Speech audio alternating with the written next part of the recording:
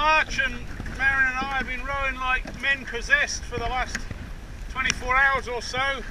Not to try and get to Crete, but to try and land on the Greek mainland, the Peloponnese Peninsula, which is behind me amongst the storm clouds. 12 months by rowing boat, sea kayak, walking and bike, which actually started in Turkey at a place called Gallipoli, which is a pretty important place for Australian people. So I started there, well, from the First World War. So my journey around the Mediterranean, which was 17 countries and 14,000 kilometres over a year, was a commemoration of the centenary of the Anzac landings at Gallipoli, but was also a fundraiser for the charity Save the Children, specifically for children affected by war and conflict. So far, we've got about $90,000 in the bank, and well, challenge-wise, I mean, it was a hugely physically. Obviously, my rule was no buses, planes, trains, ferries, cars on the way, so it had to be human power. So, you know, being on the go for 12 months, I'm not a particularly young man anymore. I'm 52, so the body hurts more on these sort of expeditions than it used to when I was a bit younger. So, I mean, many challenges along the way. One of the major ones was obviously as the journey progressed, it became increasingly unlikely that I'd be able to go through places like Libya and the Middle East and Syria, Lebanon, etc. I have a real passion, I suppose, for the outdoors and the outdoor environment.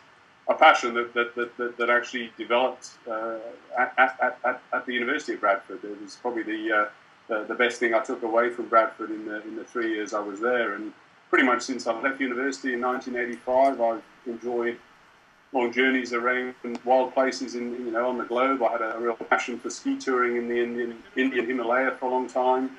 I did 25,000 kilometres around Australia by foot, by bike, and around all of that ended up. That's my business too. Why I have a business, Wild Horizons, the last 25 years, which has worked in the outdoor adventure world, running events, bike events, kayak events, running adventure tours, and doing a lot of writing for magazines and things like that as well. So I suppose the outdoors and the environment has been very much a key part of my life for a long time. Bradford had a very strong reputation in the management centre.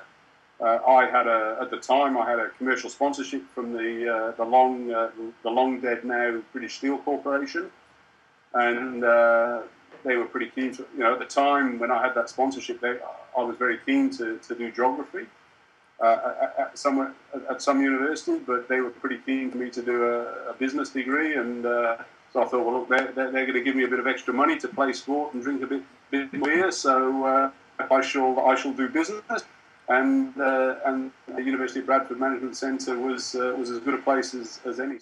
Climbing, I got into kayaking through the kayak club.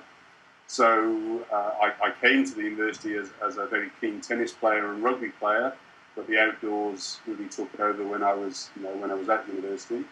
So yeah, look, I think for me the high points were the friendships I made, the fun times I had.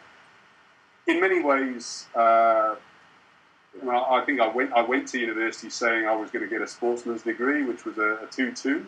A lower second class honours, and I worked as hard as was required to get that 2-2 degree, and spent a lot of time having a very good time and taking advantage of very much obviously the city of Bradford, but the location Bradford is right on the edge of the Yorkshire Dales, not too far from the Peak District.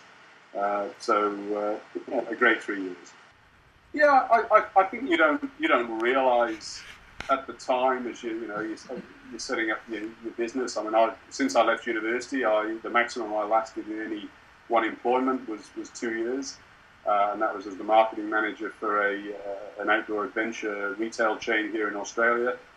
I think the ability to solve problems in business and to be proactive and a bit driven. Yeah, I probably didn't recognise at the time that came from my, partly came from some of my time at Bradford, but I think as you get a bit older, you start to realise that all of those little building blocks that you've had through life have helped you in your decision making and your drive later on.